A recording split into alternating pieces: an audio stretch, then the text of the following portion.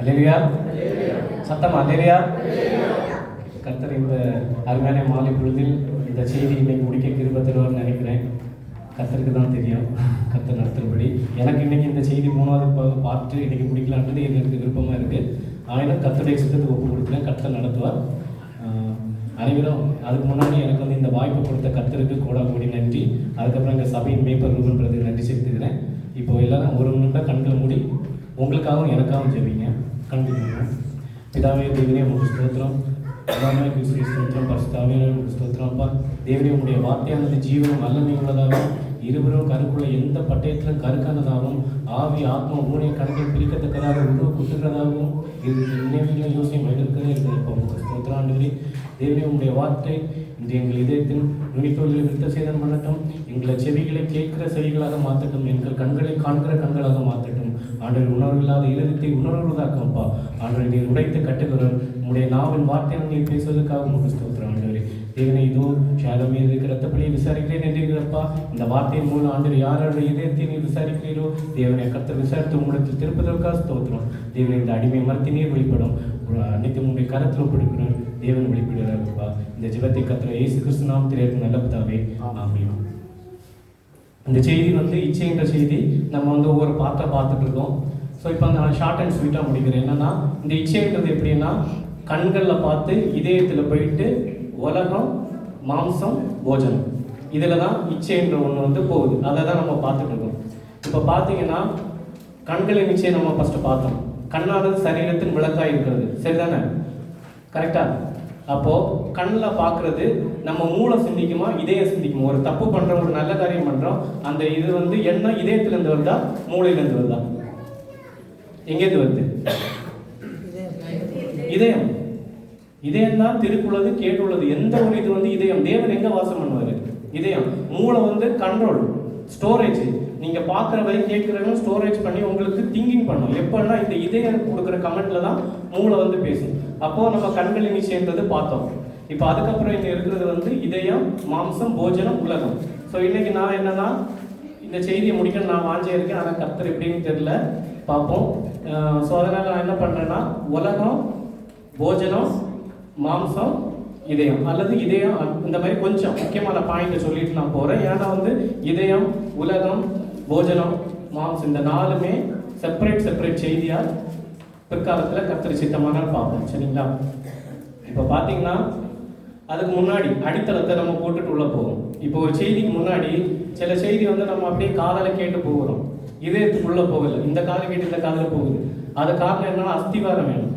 அப்போ இந்த செய்திக்கு ஆதாரமாக ஒரு அஸ்திவாரத்தை பார்ப்போம். அஸ்திவாரத்தை பார்த்துட்டு நம்ம போவோம், சரியா? இப்போ பார்த்தீங்கன்னா தேவனுடைய வார்த்தை என்னது? நம்ம இதயத்தை வெட்டோம், கருக்குள்ள பட்டயம், சரிதானே? கடந்த 2 தடவையும் தேவன் கருக்கா பேசினார், இந்த நாளும் கருக்கா பேசுவார். இப்போ தேவன் விழுந்தவர்களிடத்தை கண்டிப்பாக தான் பேசுவார், சரியா? இப்போ ஒரு பாவி இருக்கான், அவனை வந்து திடப்படுத்துவார், தேற்றுவார். ஆனால் பிரசங்கிக்கும் போது கண்டிப்பு இருக்க தான் செய்யும். அந்த கண்டிப்பு வந்து உங்களை வந்து திட்டுறது இல்லை, தேவனுக்கு திருப்புறதுக்கு, சரியா? அடுத்து இப்போ நீங்கள் இதை வந்து நான் வேகம் போகிறேன், நீங்கள் வாசிச்சுக்கோங்க. வேறொரு சுவிசேஷம் இல்லையே, சுவிசேஷத்தை புரட்டுறாங்க எப்படி? போங்க. அடுத்தது இப்போ வந்து பிரசங்கங்கள் மனுஷனை பிரியப்படுத்துறதா இருக்கு, நிச்சயமா அதான உண்மை. கடிந்து கொண்டா சபையை விட்டு வேற போயிடுவாங்க, இல்லை கம்ப்ளைண்ட் பண்ணுவாங்க, மூட்டை கடிதாசி. கரெக்டா இல்லையா? உண்மையா இல்லையா? அடுத்தது இன்னைக்கு பிரசங்கியார்கள் உருவாக்குறாங்க. ஒரு பைபிள் கிளாஸ்ல ஒரு பைபிள் இதுல வந்து எத்தனையோ பேர் போதகர் ஆகுறாங்க. ஆனா எத்தனை பேருக்கு சுவிசேஷம் அறிவிக்கப்படுது? எத்தனை பேர் ரட்சிக்கப்பட்டார்கள்? ஒரு சபைக்கு வராங்க, எத்தனை பேர் ரட்சிக்கப்பட்டு பரலோகம் ஒன்று கையை தூக்குங்கன்னா கை தூக்க முடியுமா? அடுத்தது இன்னைக்கு எல்லாரும் நியாயப்பிரமாண போதகர்னு சொல்லுவாங்க. ஆசீர்வாதம் நியாயப்பிரமாணத்தையே போதிச்சுட்டு இருப்பாங்க. ஆனால் கர்த்தராகிய இயேசு கிறிஸ்துவின் கிருபையை போதிக்க மறந்துடுவாங்க. அது என்னன்றது நான் காமிச்சு தரேன். ஏன் நியாயப்பிரமாண போதகர்கள் என்னன்னு இந்த ஒரு வசனத்தை இதை வாசிங்க. சத்தம் யாராவது ஒருத்தங்க. திவ்ய சுவாசத்துக்கு பங்குள்ளவராகும் பொருட்டு மகா மேன்மையும் அருமையுமான வாக்குத்தத்தங்களும் அவையினாலே நமக்கு அளிக்கப்பட்டிருக்கிறது. இதில் பார்த்தீங்கன்னா சீயிங் சால்வேஷன், சீயிங் பிளஸிங். இன்றைக்கு போதகங்களும் விசுவாசிகளும் விரும்புறது என்னது? ஆசீர்வாதம். நிச்சயமா. சரி, நான் ஒன்று கேட்குறேன். நம்ம இப்போ ஆசீர்வாதங்கள் வாக்குத்தத்தம் எல்லாம் நியூ இயர்ல எல்லாம் வாங்கியிருப்போம். இப்போ நம்ம ஆசீர்வதிக்கப்பட்டவர்களா சபிக்கப்பட்டவர்களா யாரு? நிச்சயமாக, சத்தியமாக, உண்மையாக? அப்படியா? சரி. கிறிஸ்து இயேசுவில் அன்பு கூறாத எவனும் யாரு? யாரு? சத்தமா சபிக்கப்பட்டவன் தானே. கிறிஸ்துவில் அன்பு.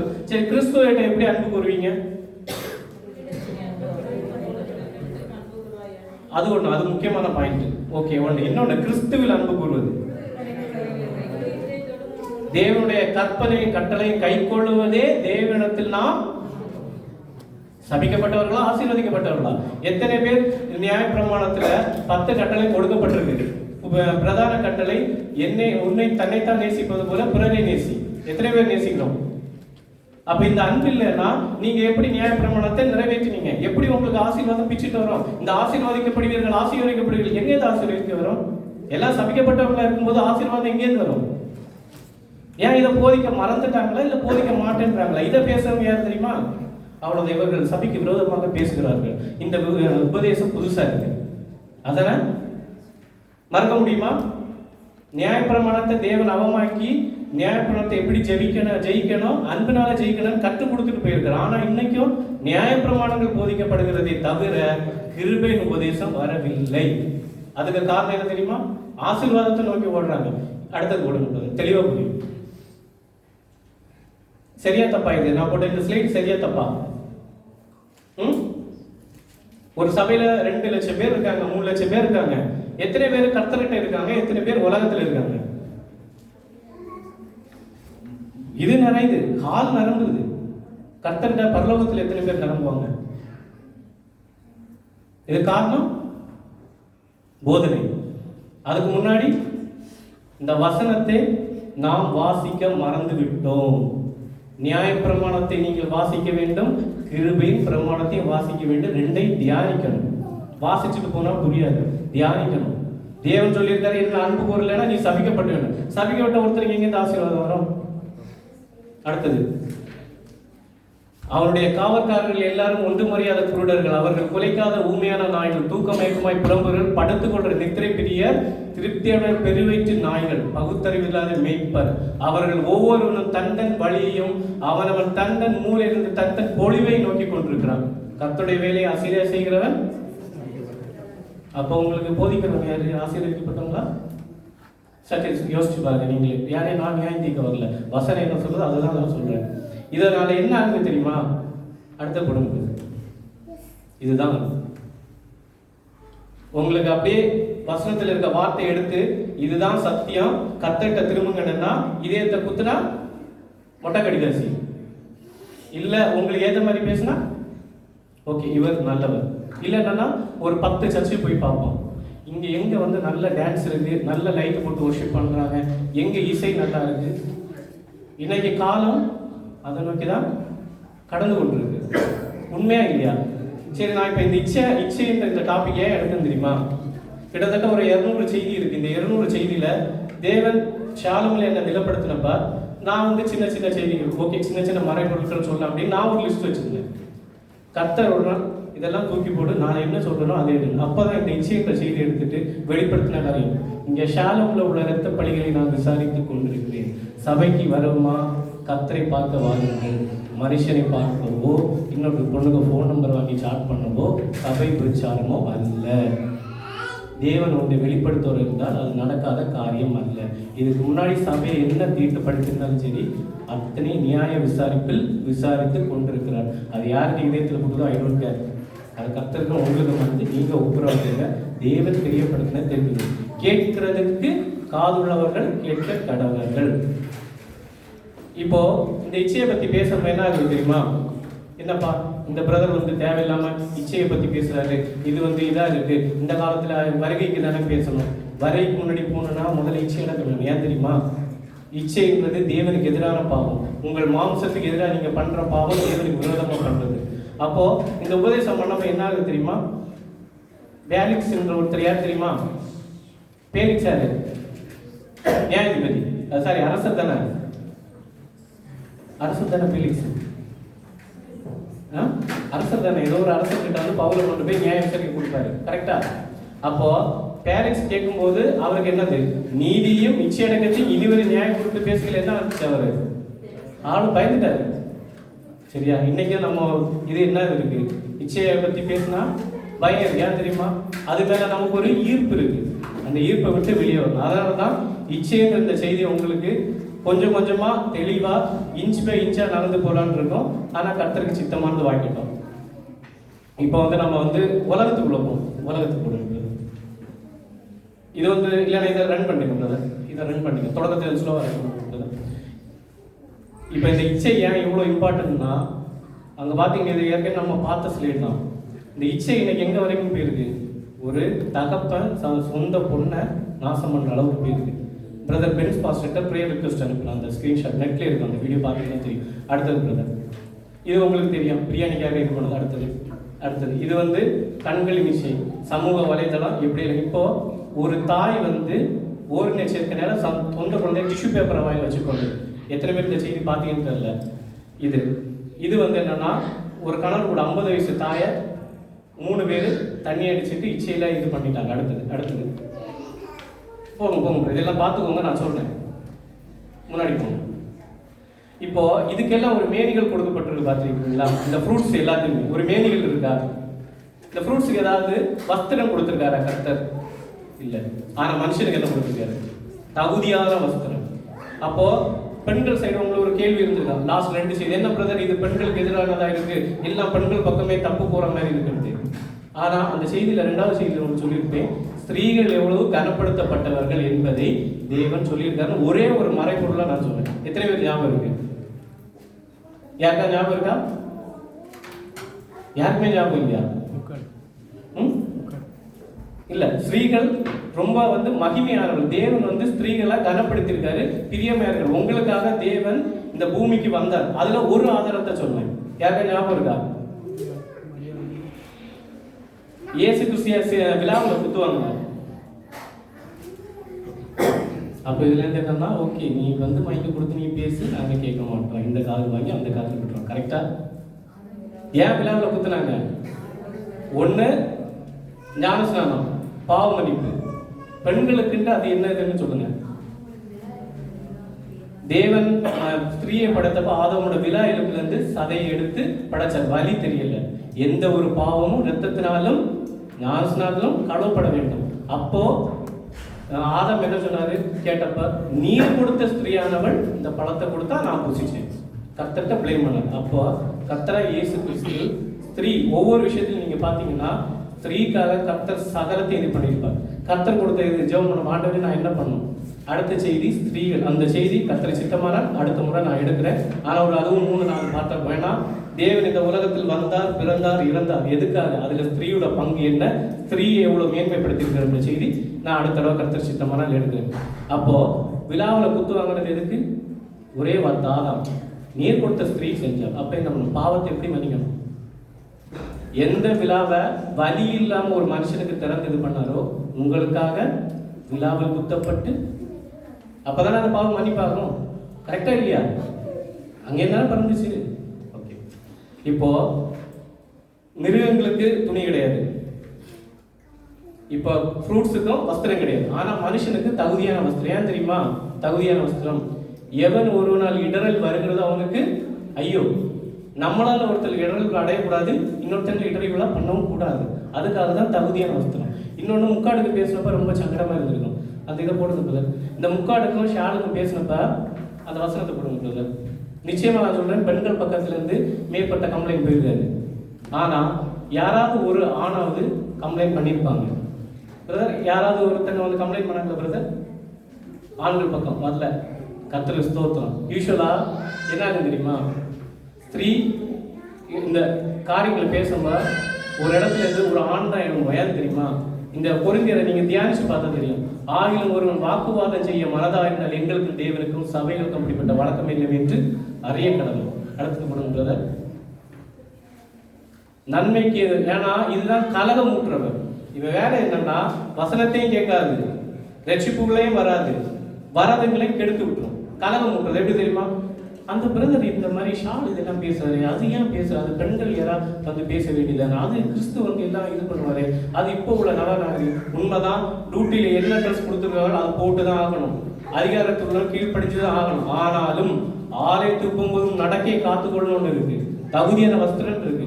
அங்க நம்ம விட்டுட்டு போயிட்டாலும் நாளைக்கு பரலோகத்துல போயிட்டு ஆண்டவரே எனக்கு எல்லாம் தெரியும், ஆண்டவரே நான் இப்படி தானே போறேன்னா கர்த்தரை ஏற்றுக்கொள்வார் என்று நீங்களே சிந்தித்துக் கொள்ளுங்கள், வேத வசனத்தை வாசித்துக் கொள்ளுங்கள். இப்போ அந்த ஸ்வீட் போடுங்க பிரதர், ஸ்வீட் போடுங்க, சாக்லேட். அந்த சாக்லேட் பார்த்தீங்களா, எறும்பு சுத்தி இருந்துச்சு கரெக்டா, ஆனா ஒரு சாக்லேட் கவர் பண்ணியிருந்து, ஒன்று வந்து அன்கவர் கரெக்டா, ஆனா ரெண்டுலேயும் எறும்பு இருந்துச்சு, கவனிச்சிங்களா? அதுதான் ஸ்திரீகள். ஸ்திரீகள் ஒழுக்கமான ஆடை அணிந்தாலும் இந்த இதில் இருக்க ஆண்கள் சிலர் ஒழுக்கம் இல்லாமல் தான் இருப்பார்கள். அதுக்கு வேண்டி நமக்கு கொடுக்கப்பட்ட இதை நம்ம மாற்றக்கூடாது. ஒழுக்கமான வஸ்திரம், முக்காடு போடணும், நாக வேண்டும், சரியா? அதனால இதுல நம்ம என்ன நிறைவேற்றுறோம்? தேவனுடைய சித்தத்தை நம்ம நிறைவேற்றோம், அவ்வளவுதான். புரியுதுங்களா? இன்னொன்னு, ஏன் ஸ்திரீகளுக்கு நேரம் இவ்வளவு வசனங்கள் கடந்து வந்ததுன்னா, முதலில் வஞ்சிக்கப்பட்டது ஆதாம் இல்லையா? சரியா?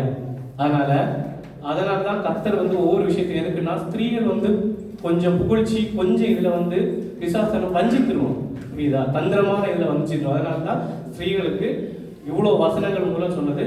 இப்போ இந்த இச்சை செய்தி ஏன் இந்த இச்சையான செய்தி வந்து இவ்வளோ இம்பார்ட்டன்ட் கொடுத்து எடுக்கிறேன்றது ஒரு சின்ன கிளிப், அதை கேட்டுக்கோங்க. சாத்தான் சபையின் முக்கியமான ஜபக்குறிப்பு கவனிங்க. நீங்க சாத்தான் சபையின் முக்கியமான ஜபக்குறிப்பு, நிகழ்கால வாலிப சகோதரர்களும் வாலிப பிள்ளைகளும் இச்சையின் ஆவியினாலே மேற்கொள்ளப்பட வேண்டும், இச்சையின் ஆவியினால பிடிக்கப்பட வேண்டும் என்று சொல்லி அவர்கள் ராப்பகல் தங்களால் செய்ய முடிந்த காரியத்தை செஞ்சு கொண்டிருக்கும்போ, இந்த ராத்திரி இந்த பகல் அதே ஆவியை சுட்டரிக்கும்படி நாம போராடி கொண்டிருக்கிறோம். அப்போ ஒரு பக்கம் சாத்தான் சபை கேள்விப்பட்டிருக்கீங்க, இன்னொரு பக்கம் பிசாசு அவனோட இடத்தை கெட்ட இது பண்றான், வருகை சமீபம். இதெல்லாம் கேட்கிற நாம ஏன் மனம் திரும்ப மாட்டேன்றோம்? சுவிசேஷம் அறிவிக்கல. ஆனா நம்ம மனுஷனுடைய யோசனையினாலே தேவன கற்பனையை அவமாக்கி கொண்டிருக்கோம். அதுக்கு ஒரு ஆதாரம் பார்ப்போமா? அந்த இது போட்டு குடிலுக்கு போயிருங்க.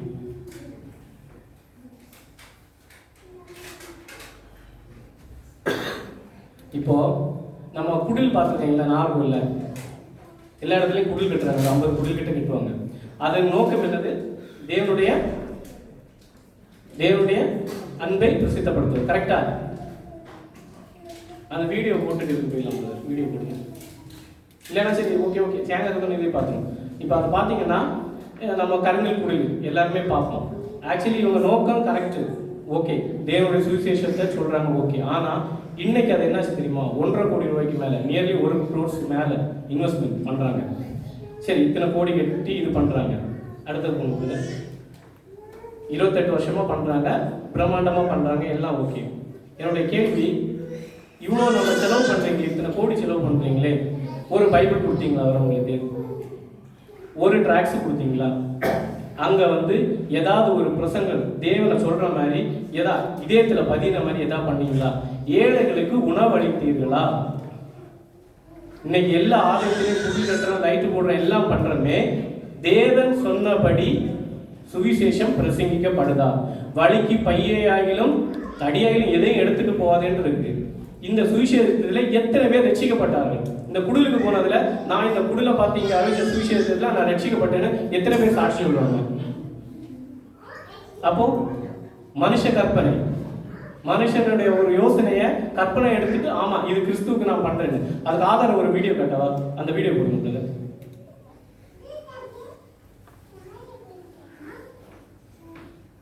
ஏன் இதை சொல்றேன்னா, செய்திக்குள்ள கடந்து போக முன்னாடி இதை அடித்த அஸ்திவாரத்தை போட்டுட்டு போனா ஈஸியா இருக்கும். இதை கேளுங்க.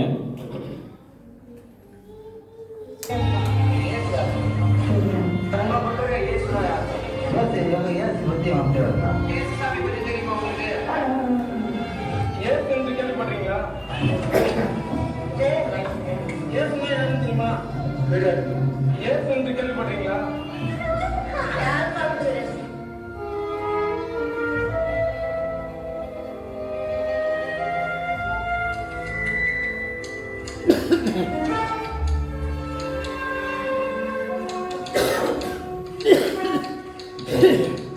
நம்ம குடில் கட்டுறோம், கிறிஸ்மஸ் ஆனால் நம்ம எல்லாமே நல்லா சாப்பிட்றோம், ஒரு நாள் ஏழைகளுக்கு கொடுக்குறோம்.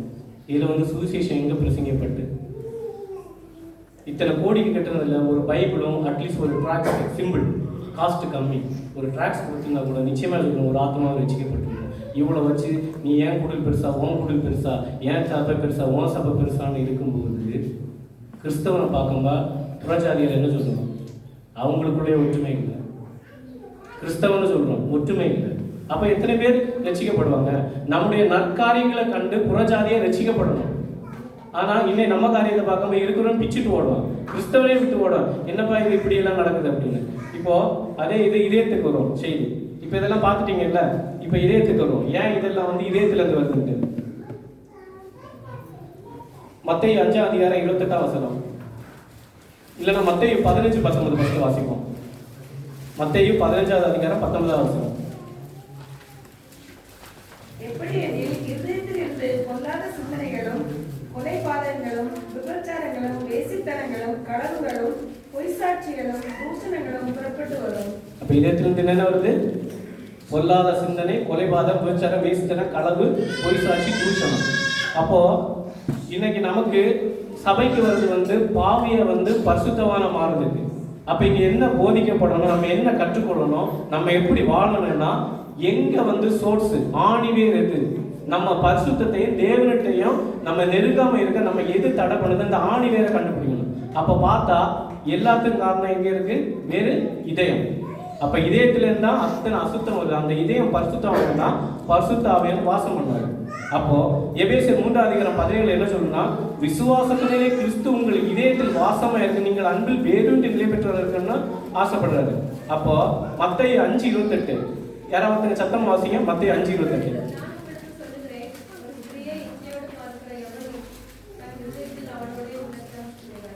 அப்போ கண்ணு பார்த்து என்ன ஆகுது? எங்க போகுது? கண்ணுல இருந்து எங்க போகுது? இதயத்துக்கு. இதை ஏற்றுக்கொள்றீங்களா? நான் சொன்ன ஆதாரத்தை கொடுத்துட்டேனா? வசன ஆதாரம். இப்போ நீதிமொழிகள் 6:25-26 நான் வாசிக்கிறேன். உன் இருதயத்தில் அவள் அழகை இச்சியாதே, அவள் தன் கண்ணிமைகளால் உன்னை பிடிக்க விடாதே. வேசி நிமித்தம் ஒரு அப்பத்துணிக்க இறக்க வேண்டியது இருக்கும், விவசாயியான அருமையான இதை வேட்டையாடுகிறார். அப்போ கண்ணு, நம்ம கண்ணு பார்த்தாலும் பிரச்சனை, ஆப்போசிட் கண்ணு பார்த்தாலும் என்ன ஆகுது? பிரச்சனை. அதனால நம்ம கண்கள் சரீரத்தின் விளக்கு, அதையும் கவனமா இருக்கணும், இதயத்தையும் சரிப்படுத்தணும். அதுக்கு தான் என்ன தெரியுமா? எசேக்கியேல் 11:21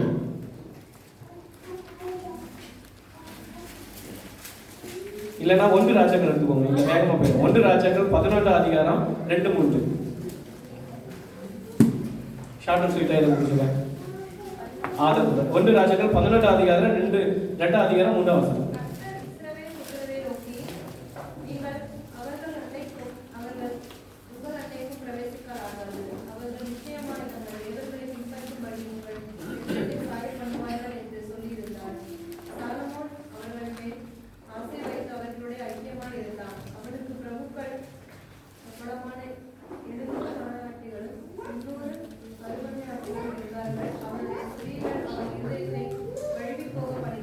அவனுடைய ஸ்திரீகள் அவன் இருதயத்தை வலிமை போக பண்ணினார்கள். சாலமோன் உங்களுக்கு தெரியும், அவ்வளோ ஞானம் இருந்தவர், வசனத்திலேயே நீதிமொழிகளை எழுதினவர், இன்னும் சில இதை எழுதியிருக்கார். கரெக்டா?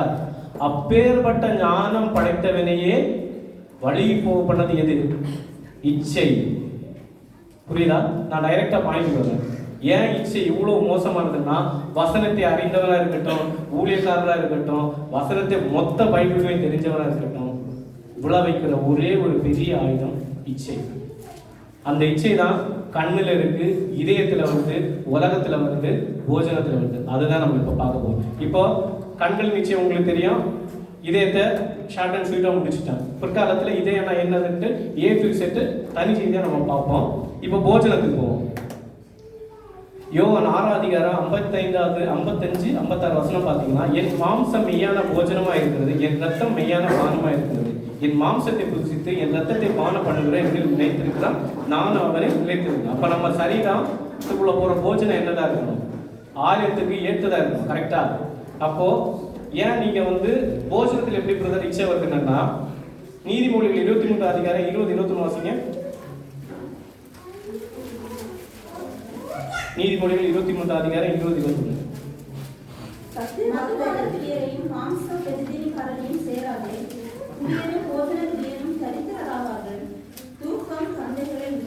ஓகே, இப்ப நீதிமொழிகள் 23ல 32 23 1-3 வாசிங்க.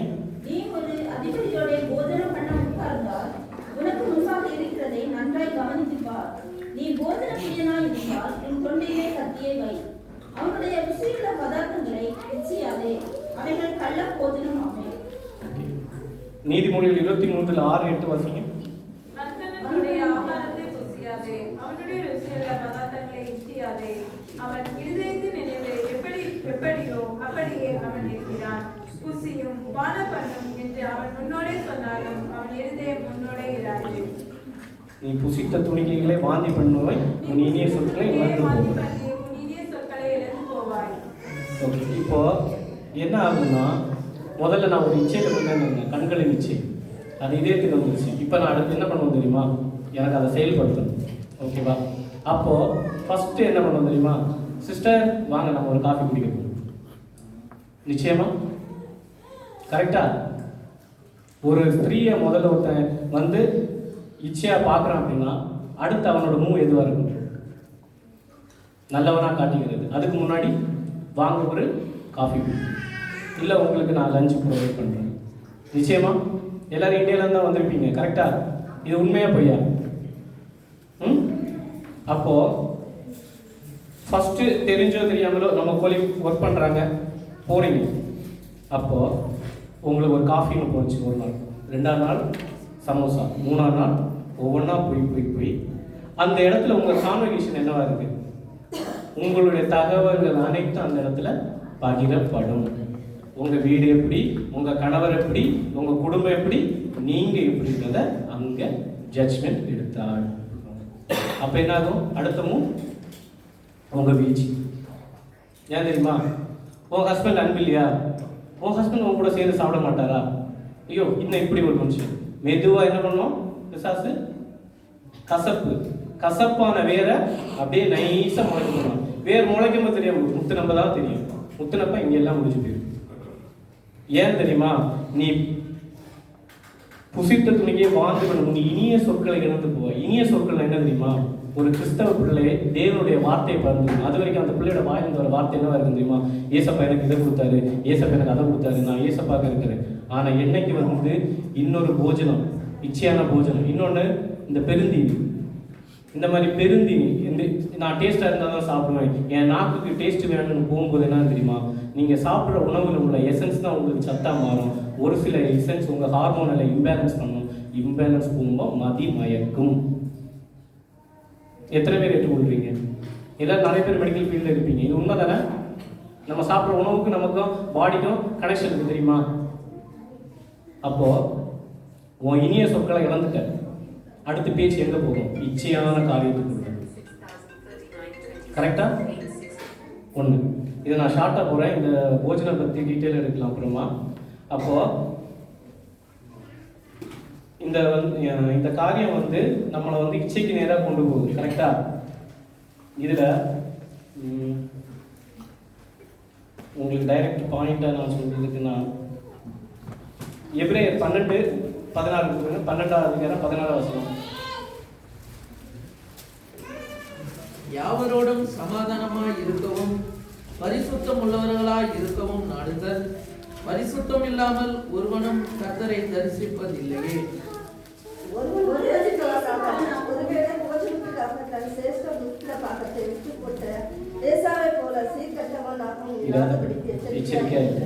ஏன் தெரியுமா? உபாகம் 31:20 வாசிங்க.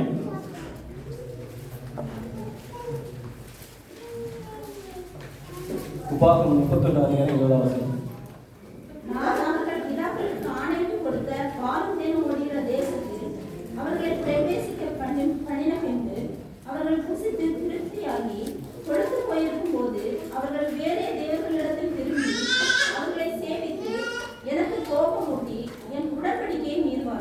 அப்போ இந்த போஜனம் ஃபர்ஸ்ட் இங்கே வந்து ஒரு தவறான கான்செப்டுக்குள்ளே போயிடுச்சு, பேச்சுவார்த்தை.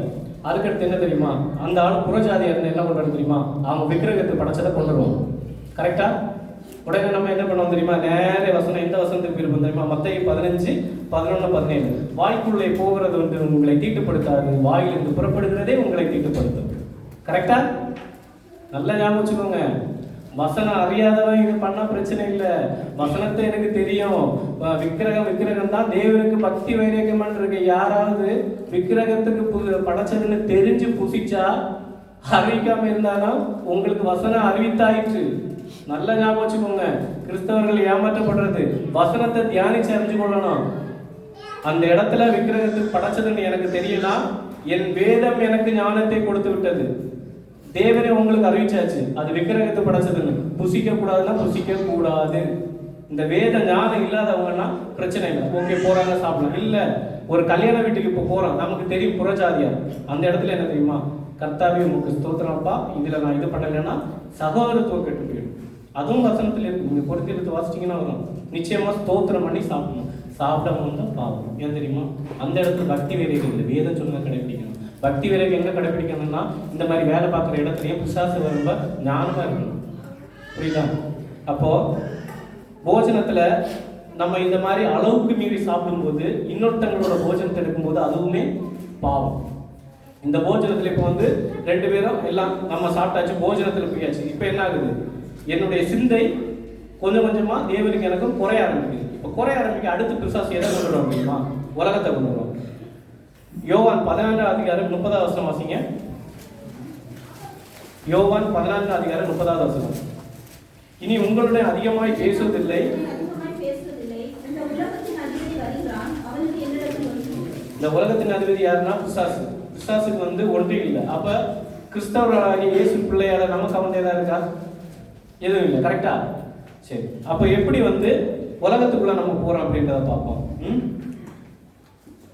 1 யோவான் 2:14 நான் வாசிக்கிறேன். ஏனெனில் மாம்சத்தின் நிச்சயம், கண்களின் நிச்சயம், ஜீவனத்தின் பெருமையாகிய உலகத்தில் உள்ளவைகள் எல்லாம் பிதாவினால் உண்டானவைகள் அல்ல, அவைகள் உலகத்தினால் உண்டானவைகள்.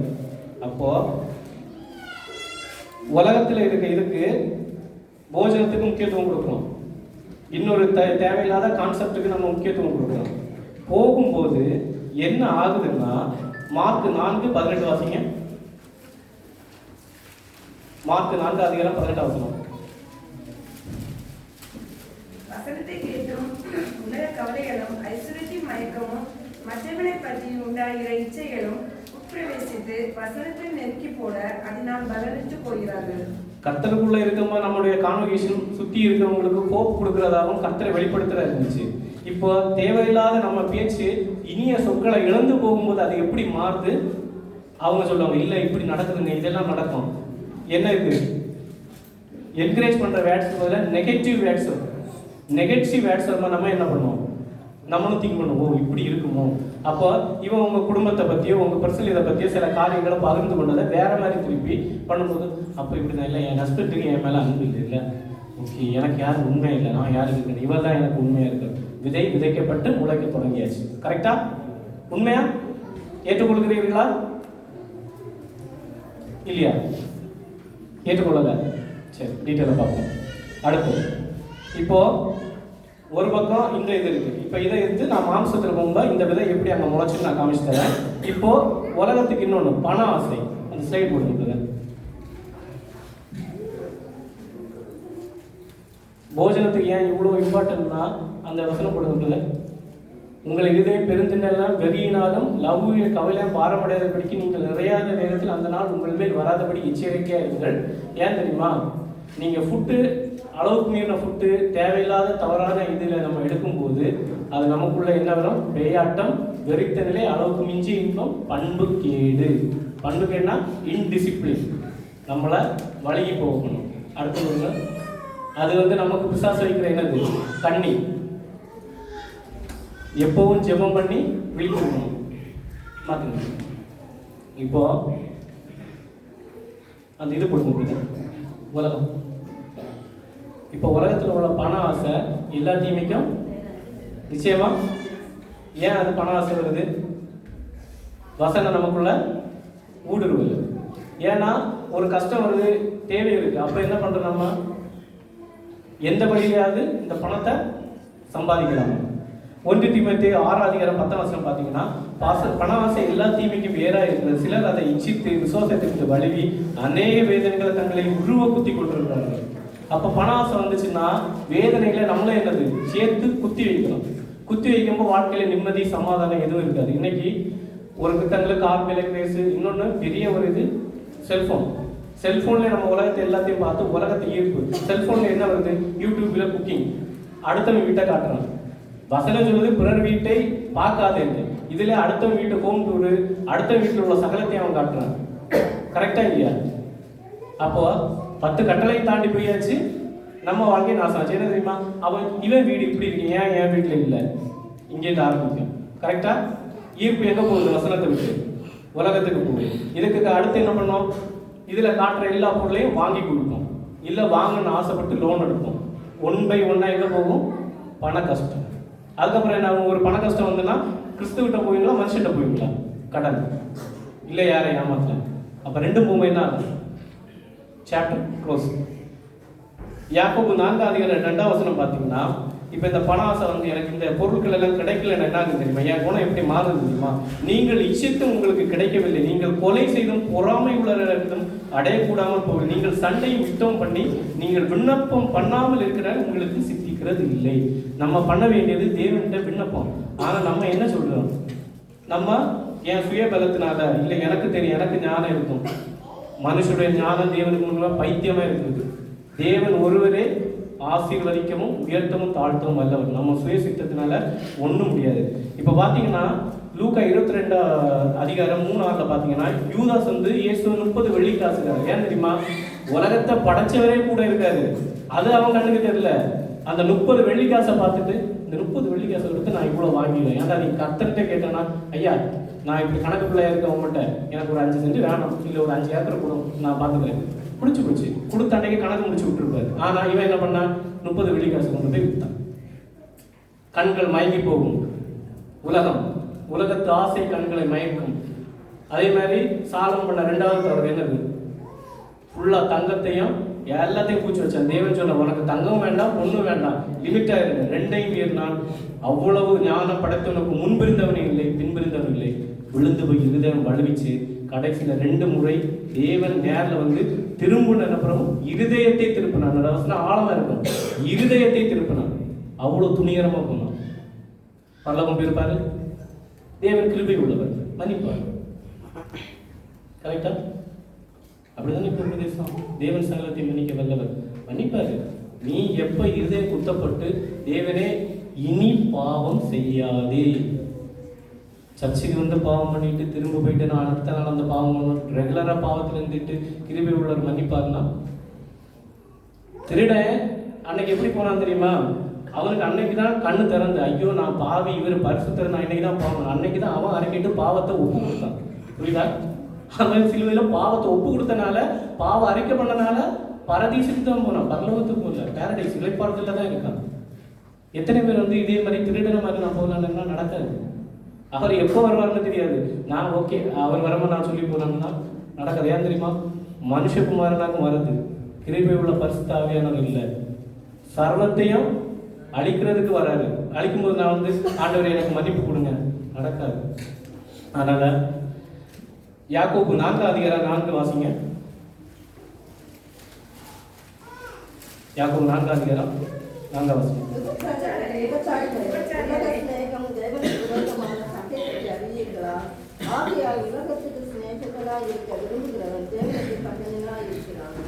அதுல ஒரு 2 வார்த்தை ஃபர்ஸ்ட் வாசிங்க, அதை சத்தமா வாசிங்க.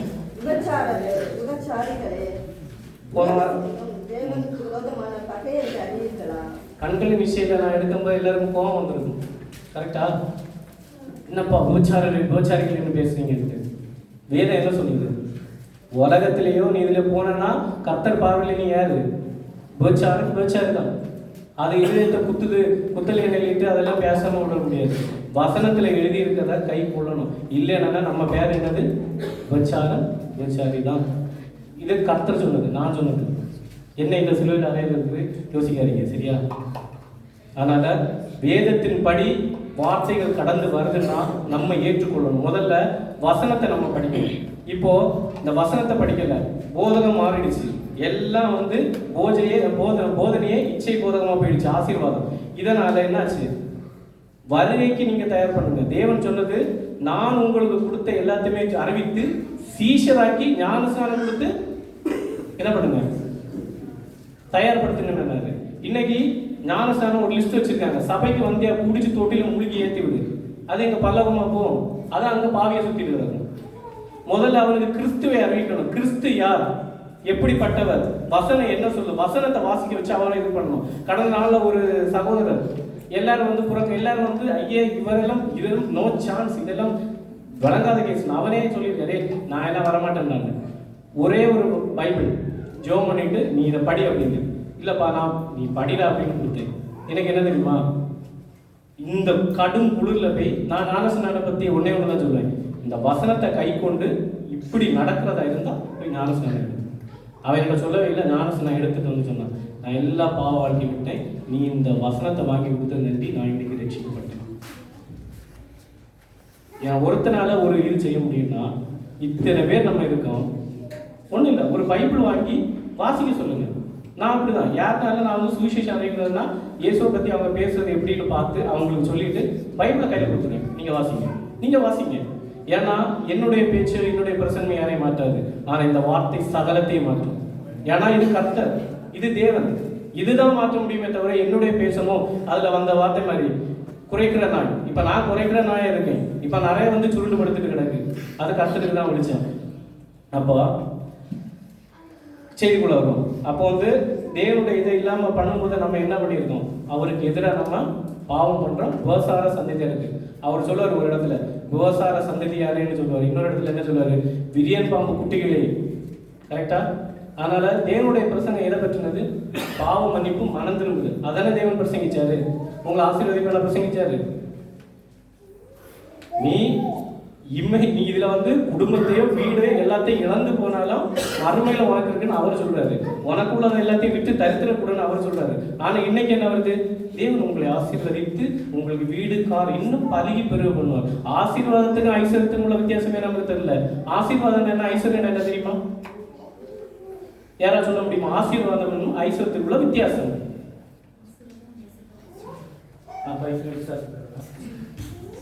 ஆசீர்வாதம்னாலும் ஐஸ்வர்யானாலும் என்னன்னா ரெண்டுமே தேவன் தான் தரணும். ஆசீர்வாதம் இருந்தது, எனக்கு ஒரு குழந்தை கிடைச்சு, எனக்கு ஒரு வீடு கிடைச்சு, ஆசீர்வாதம். பிள்ளைகளே கண்ட மல்டிப்ளை ஆகுது. பார்த்தீங்களா? எனக்கு ஒரு பிஸ்னஸ் தந்தார், அந்த பிஸ்னஸ் மல்டிப்ளை ஆகுது. எனக்கு கையில் 100 கேடி இருக்கு, அது 200 கேடியை பெருகுது. தெரியுமா? மல்டிப்ளிகேஷன். இதுதான் ஐஸ்வர்யம். உலகத்து ஆசீர்வாதம் என்ன தெரியுமா? பெருகிட்டு போயிட்டே இருக்கணும், சமாதானம் இருக்காது. தேவனுடைய ஆசீர்வாதத்தில் வேதனை இருக்காது. இதுதான் ஆசீர்வாதம், ஐஸ்வர்யத்தினுடைய இது கூட நமக்கு தெரியல. இன்னொரு டீப்பா போனா நியாய பிரமாணத்தை போதிக்கிறாங்க, உபாகமத்தை எடுத்து ஒன்னு ஆசிரியர் இப்படி அடிச்சு பிச்சு தருவாங்க. இதை நீ கை கொள்ளலாம் உனக்கு சாபம் வரும், தலைமுறை சாபம் வரும்னு அதுல எழுதியிருக்கு. அதை மறந்து போகிறார்கள். அப்ப இப்ப நம்ம யாரு சொல்றது? எனக்கு கொடுக்கப்பட்ட நிலையில் நான் நிலைத்திருக்கேன். நான் உங்ககிட்ட போதிக்கிறேன்னா மனுஷ முகம் பார்த்தா யாரையும் தவுதாட்சணை இல்லாம சத்தியத்தை நான் போதிக்கணும். ஃபேஸ் டு ஃபேஸ் நான் சொல்லி விட்டுறேன். எனக்கு கொடுக்கப்பட்ட அழைப்பு நான் இருக்கணும். ஏன்னா தேவன் கொடுத்த கிருபையை நான் தப்பா பயன்படுத்தக்கூடாது. உங்களுக்கு போதிக்கிறேன்னா இந்த 1 hour என் கையில கொடுத்துருக்காங்கன்னா 1 hour சத்தியத்தின்படி நடத்தியே தீரணும். இது என்னுடைய அழைப்பு. அதனால நான் சொல்றது வசனத்துக்கு புறம்பே. அதான் உங்களுக்கு 3 ஆப்ஷன் கொடுத்துருக்கேன்ல. ஆப்ஷன் 3, இந்த பிரசங்கம் உங்களுக்கு பிடிக்கவில்லை என்றால் சபை மேய்ப்பரை அணுகுங்கள், கமிட்டி அணுகுங்கள், இவரை பிரசிக்க விடாதீர்கள் என்று சொல்றேன். அதனால தான் நான் உங்களுக்கு 3 ஆப்ஷன் கொடுத்தது. சரியா? அதனால நம்ம செய்திக்குள்ள கடந்து போவோம். இப்போ மாம்சத்துக்கு வரும். கண்ணு பார்த்து இதயம் பார்த்து எங்க வந்துச்சு, போஜனம் உலகத்துக்கு போயிடுச்சு. இந்த உலகத்துக்கு போன அப்புறம் தான் எங்க போவான்னா மாம்சம், பிசிக்கலா நீ பாவத்துக்குள்ள அடிக்ட் ஆக போவ. ஓகேவா? இப்போ சிம்சோன் எடுத்துப்போம். அவ்வளோ பெரிய ஒரு மகிமை கொடுத்திருந்தாரு. அவர் எங்க விழுந்தாரு? கண்ணில் அவுட் ஆகி திலையிலால் கூட மாம்ச உறவுல இருந்து என்ன, கண்கள் பிடுங்கப்பட்டு போச்சு. அப்போ 1 கொரிந்தியர் 6 அதிகாரம் 19-20 வாசிங்க. இந்த சரீரமானது நீங்கள் தேவனாலே பெற்றும் உங்களை தங்கியும் இருக்கிற பரிசுத்த ஆவியினுடைய ஆலயமாய் இருக்கிறது என்றும் நீங்கள் உங்களுடையவர்கள் அல்லர் என்றும் அறியீர்களா? 20வது வசனம். திரைத்துக் கொள்ளப்பட்டீர்களே, ஆகையால் தேவனுக்கு உடையவர்களாகிய உங்கள் சரீரத்தினாலே சரீரத்தினாலும் உங்கள் ஆவியினாலும் தேவனை மகிமைப்படுத்துங்கள். அப்போ நம்ம சரீரம் யாரு? தேவன் தங்கியிருக்க ஆலயம். அப்போ இதை திரும்ப கொடுக்கணும். ஏன்னா உயிர்த்தெழும் போது தேவனுடைய சத்தத்தை கேட்கணும்னா பரிசுத்தமாக வந்தாதான் அந்த சத்தத்தை கேட்டு நம்ம ரெண்டாவது தேவனுடைய வருகையின் போது உயிர்த்தெழ முடியும். சரியா? அப்போ ஏன் இந்த இதுல குழப்பம் ஆகுது? கலாத்தியர் 5ஆம் அதிகாரம் 17 வசனம் பார்த்தீங்கன்னா, மாம்சம் ஆவிக்கு விரோதமாகவும் ஆவி மாம்சத்துக்கு விரோதமாக இச்சிக்கிறது. நீங்கள் செய்ய வேண்டியவர்களை செய்யாதபடி இவர்கள் ஒன்றுக்கொன்று விரோதமா இருக்கு. நிச்சயமா நமக்கு போராட்டம் உண்டு மாம்சத்துக்கு ஆவிக்கும். அப்போ இது என்ன, இதை எப்படி நம்ம மேற்கொள்ளணும் அப்படின்னு பார்த்தீங்கன்னா, இதுல நம்ம கொஞ்சம் மிஸ் ஆகும்போது என்ன ஆகுதுன்னு சொல்லிட்டு உள்ள போறேன். 2 பேதுரு 2ஆம் அதிகாரம் 10வது வசனம் பார்த்தீங்கன்னா, விசேஷமாக அசுத்த இச்சையோட மாம்சத்துக்கு ஏற்பட்டு நடந்து கர்த்தத்துவத்தை அசட்டை பண்ணுற அப்படியே சரி. இவர்கள் துணிகரர்கள், அகங்காரிகள், மகத்துவத்தை தூஷிக்க அஞ்சாதவர்கள். அப்போ ஒரு கர்த்தருடைய பிள்ளை வசனம் எனக்கு என்ன சொல்லுது? இது பாவம்னு சொல்லுது. அதை விட்டுட்டு நான் ஒருவேளை நான் வசனம் வாசிக்கல, எனக்கு இவ்வளோ நாள் அறிவிக்கப்படலை, இல்லை எனக்கு அறிவிக்கப்பட்டும் நான் துணிகரமாக போகும்போது என்ன ஆகுது? தேவனுக்கு நான் எதிர்த்து நிற்கிறேன். தேவனுடைய சரீரத்தை கொண்டே நான் யாருக்கு எதிர்த்து நிற்கிறேன்? தேவனுக்கு எதிர்த்து நிற்கிறேன். அப்போ என்ன ஆகும்? தேவன் நமக்கு எதிராக ஆக்கிரிப்பு வருவார். அப்போ இதுல பெண்களுக்கான ஒரு வசனம் நான் சொல்றேன். இது புத்தியுள்ளவர்கள் தியானித்துக் கொள்ள கடவர்கள். 2 தீமோத்தேயு 3ஆம் அதிகாரம் 6-7.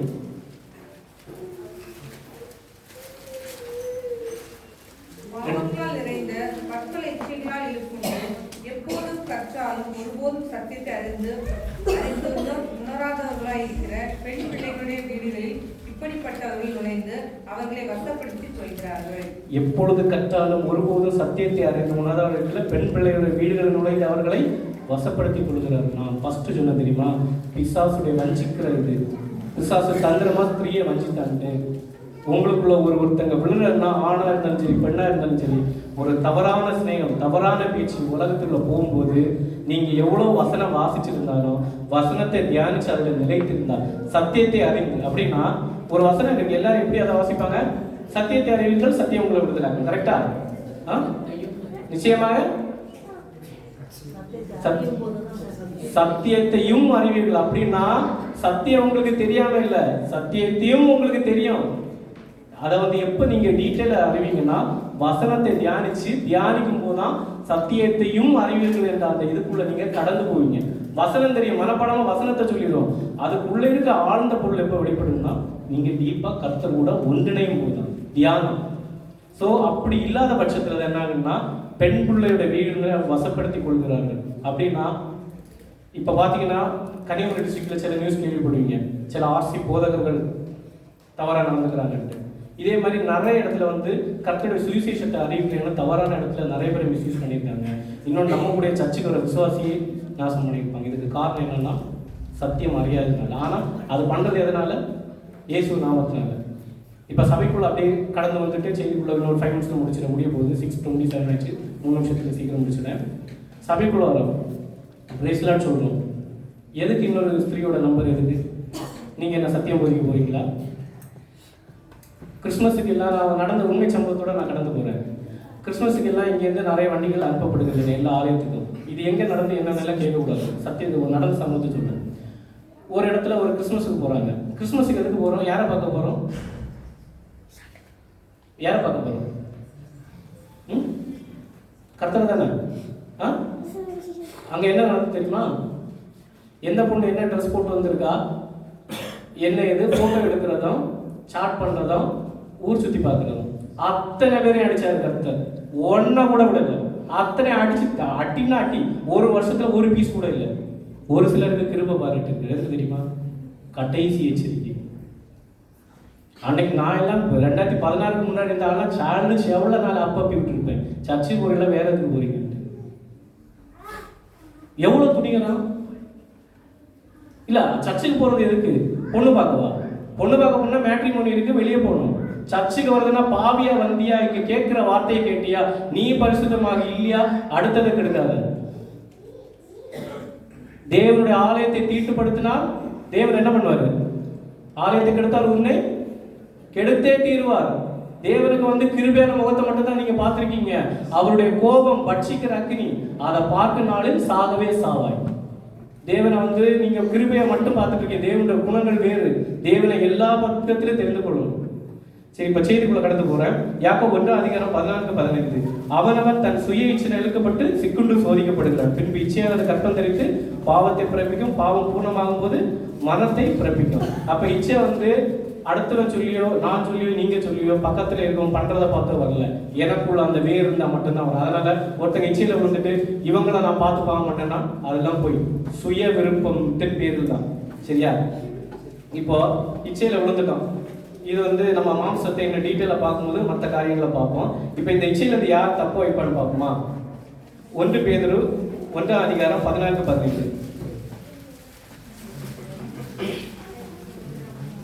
நீங்கள் முன்னே உங்கள் அறியாமையினாலே கொண்டிருந்த இச்சைப்படி இனி நடவாமல் கீழ்ப்படுகிற பிள்ளைகளாய் இருந்து உங்களை அழைத்தவர் பரிசுத்தராய் இருக்கிறது போல நீங்களும் உங்கள் நடுவில் எல்லா சிலையும் பரிசுத்தராய் இருங்கள். அப்போ வந்து ஒரு காலத்துல நம்ம அறியாமையில பாவம் பண்ண எல்லாம் ஓகே. இன்னைக்கு உங்களுக்கு சத்தியம் போதிக்கப்பட்டிருக்கு. இந்த வார்த்தையை கேட்டீங்க. யாராவது இச்சையில் இருந்தா தேவன் மன்னிக்க வல்லவர், மனம் திரும்புங்க. சரியா? ஏன்னா 2 தீமோத்தேயு 2:26 பிசாசானவனுடைய இச்சையின்படி செய்ய அவனால் பிடிக்கப்பட்டிருக்கிற அவர்கள் மறுபடியும் மயக்கம் தெளிந்து அவன் கண்ணிக்கு நீங்கத்தக்கதாகவும் சாந்தமா அவர்களுக்கு உபதேசிக்க வேண்டும். இப்போ உங்களுக்கு நான் பண்றது பிரசங்கம். இதுல நீதி கடிந்து கொள்ளுதல் எல்லாம் இருக்கணும். இது நான் பாவமா இருக்க ஒருத்தன் பாவிட்ட நான் பேசணும்னா நான் இப்படி பேச மாட்டேன். கர்த்தர் என்னை இப்படி பேச அனுமதிக்க மாட்டார். சரியா? தேவன் என்ன சொல்றாரோ அதுதான். என்னை இங்க கடிந்து கொண்டு உன்னோட அழைப்பு பட்டயம், இருபுறம் கருக்குள்ள பட்டயம்னா என் அழைப்பு இப்படிதான் இருக்கு. ஆனா நான் இன்னொரு பாவியில் இது வரைக்கும் 10-20 பேரை நான் வீட்டுக்கு கொண்டு வந்திருக்கேன். எல்லாத்தையும் நான் வந்து கத்தியா நீ பாவி, நீ செத்து போயிடுவ, தேவனோட அப்படி இல்லை. தப்பு பண்ணிட்டேன். தேவன் நல்லவர். அது சுவிசேஷம். இன்னைக்கு அப்போஸ்தல ஊழியம், சுவிசேஷ ஊழியம், பிரசங்கம், கண்டனம் எதுவுமே நமக்கு தெரியல. எல்லாமே வேதத்தில் இருக்கு. அதனால ஒருத்தங்க பாவத்தில் இருக்காங்கன்னா முதல்ல அவங்ககிட்ட நீங்க போய் சொல்ல வேண்டியது, ஓகே, அறிந்தோ அறியாமலோ தப்பு பண்ணிட்டீங்க, தேவன் மன்னிக்க வல்லவர். ரத்தாம்பர சோப்பா இருந்தாலும் நிச்சயமா தேவன் மன்னிப்பார். எப்பன்னா நீ அதை வெறுத்து விட்டு விட்டு வெளியே வர தயாரா இருந்தா நிச்சயமா தேவன் மன்னிப்பார். அவருடைய சித்தம் ஒருவனாலும் கெட்டு போவது அவருடைய சித்தம் அல்ல. அதை நம்ம புரிஞ்சு நம்மளை விட்டு கொடுத்து கட்டத்தை நம்ம போனோம்னா 1 யோவான் 4:4 படி நடக்கும்.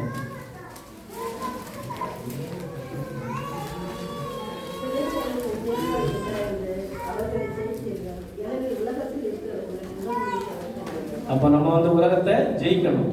தேவனால் பிறப்பிக்கிற எல்லாமே உலகத்தை ஜெயிக்கும். இப்போ கடைசியா யோவான் 16:33 வாசிக்கிறேன். என்னிடத்தில் உங்களுக்கு சமாதானம் உண்டாயிருக்கும் பொருட்டு இவைகளை உங்களுக்கு சொன்னேன். உலகத்தில் உங்களுக்கு உபத்திரம் உண்டு, ஆனால் திடன்கள் நான் உலகத்தை ஜெயித்தேன். அதே மாதிரி இச்சை போராட்டம் எல்லாருக்குமே இருக்கும். கடைசி வரை இருக்கும். தேவ வசனத்தை கைக்கொள்ளுங்க. கர்த்தர் உங்களை நடத்துவார். தேவன் தாமே இந்த செய்தி உங்களுடைய ஆசிரியப்பதாக.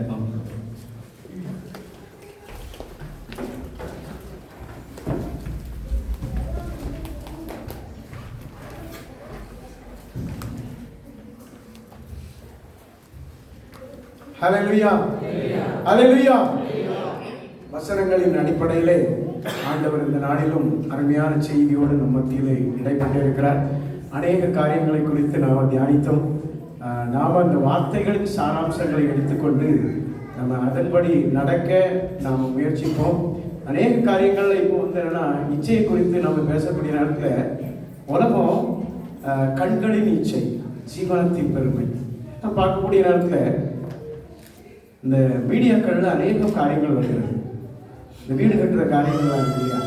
திடீர்னு பார்க்கும்போது ஃபேஸ்புக்கில் எல்லாம் பார்க்கும்போது மாடிக்கு மாடியாட்டு ஒரு பயங்கரமான தோட்டத்துடன் ஒரு பிரம்மாண்டமான காரியமாக வீடுகளை கட்டி இப்படியாக அவங்க ஒரு ஆட் ஆட்டு ஃபேஸ்புக்கில் எல்லாம் கொடுக்குறாங்க. அப்போ நமக்கு பார்க்கும்போது நம்மளும் இப்படி கிட்டனா எப்படி இருக்கும்னு பார்த்துட்டு நம்முடைய வருமானத்திற்கு மிஞ்சிய விதத்தில் லோன் எடுத்து கடன் பட்டு அந்த இச்சையில சிக்கொண்டவர்களாக இன்னும் கஷ்டப்படுற குடும்பங்கள் அநேகமாக இருக்கிறது இல்லையா? இது நம்முடைய வாழ்க்கையில நடக்கிற நடைமுறையில இப்ப இருக்கிறது தான். ஸோ நமக்கு வாழக்கூடிய இந்த உலகத்துல நமக்கு தேவை என்னன்னா ஒரு பெட்ரூமும் ஒரு ரெஸ்ட் எடுக்கிற ஒரு ஆளுநர் தான். ஆனா பெரிய பெரிய வீடுலாம் கட்டுறோம். கட்டி முடிச்சுட்டு அங்கே போய் இங்கிட்டு தங்கி இருக்கிறது எந்த ரூம்ல போய் நம்ம கொஞ்சம் ஆடுறது நமக்கே தெரியாது. சரியா? அப்படிப்பட்ட சூழ்நிலையில இப்போ உள்ள காலங்கள் இச்சையினாலே விழுந்து அப்ப என்னன்னா அநேக காரியங்களை தன்னுடைய வாழ்க்கையில நஷ்டப்படுத்தி கொண்டு இருக்கிற வாழ்வை எப்போள்ள ஜனங்கள் நடந்து கொண்டிருக்கிறார்கள். அநேக காரியங்களை வசனங்கள் மூலமாக கேட்டோம். தேவன் தாமை தொடர்ந்து மகனை எடுத்து பயன்படுத்துவாராக. தொடர்ந்து கர்த்தருடைய கிருபை கூட இருப்பதாக. யாவரும் எழுந்து தேவன் தந்த ஈவுக்காக என்றென்றைக்கும் சோத்திரம். விண்ணோர் மண்ணோர் கூட்டமாக பாடுவார் சங்கீர்த்தனம். மீட்கப்பட்ட யாவராலும் தேவன் இருக்கு வாரமாக என்றென்றைக்கும் ஸ்தோத்திரம் உண்டாவதாக என்ற பாடலை பாடி நாம் முடிவு சொல்வோம்.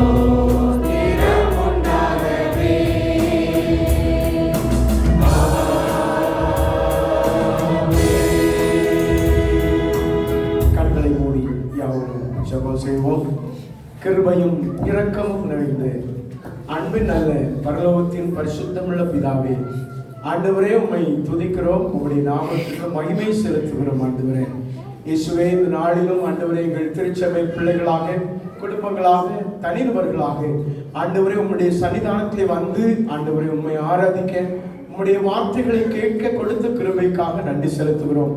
கர்த்தாவே, இந்த நாளிலும் ஆராதனை மூலமாக கர்த்தருடைய நாமம் மகிமைப்பட்டு ஆண்டவரே எங்களோடு இடைப்பட்ட கிருபைக்காக நன்றி செலுத்துகிறோம். சுவாமி கர்த்தர் ஆண்டவரே வரக்கூடிய ஒவ்வொரு நாட்களிலும் ஆண்டவரே இந்த அபிஷேகத்தோடு ஆண்டவரே எங்களை பாதுகாக்கும்படியாக கொண்டாடுகிறோம். சுவாமி ஆண்டவருடைய கிருபை ஆண்டவரே எங்களோடும் எங்கள் திருச்சபையின் அனைத்து குடும்பங்களோடும், குடும்பத்தின் ஒவ்வொரு குடும்பத்தோடும் ஆண்டவரே இயேசப்பா பாதுகாப்பாகவும் அரணாகவும் கோட்டையாகவும் வழிகாட்டியாகவும் இருந்த ஆண்டவரே எங்களை மேன்மைப்படுத்த ஆண்டவரே மாலை கூடும். ஆண்டவரே இயேசுவே, எங்களை எப்பண்ணமாக நீர் ஆண்டவரை எங்களை திடப்படுத்தும்படியாக கொண்டாடுகிறோம். சுவாமி இயேசுவே, இந்த நாளிலும் வார்த்தையின் மூலமாக எங்களோடு பேசுகிறதுக்காக உமக்கு நன்றி செலுத்துகிறோம். ஆண்டவரே, இந்த உலக வாழ்க்கையின் ஓட்டத்திலே ஆண்டவரே அநேக காரியங்கள் ஆண்டவரே எங்கள் வாழ்க்கையின் ஆசீர்வாதத்தை தடுத்துக் கொண்டிருக்கிறது. சுவாமி ஆண்டவரே, இந்த நாளிலும் எங்கள் இருதயங்களில் விதைக்கப்பட்ட ஒவ்வொரு வார்த்தைகள் மூலமாக ஆண்டவரே நாங்கள் எங்கள் வாழ்க்கையை சீர்படுத்திக் கொள்ள, ஆண்டவரே எங்கள் வாழ்க்கையில் உள்ள குறைகளை ஆண்டவரே இயேசப்பா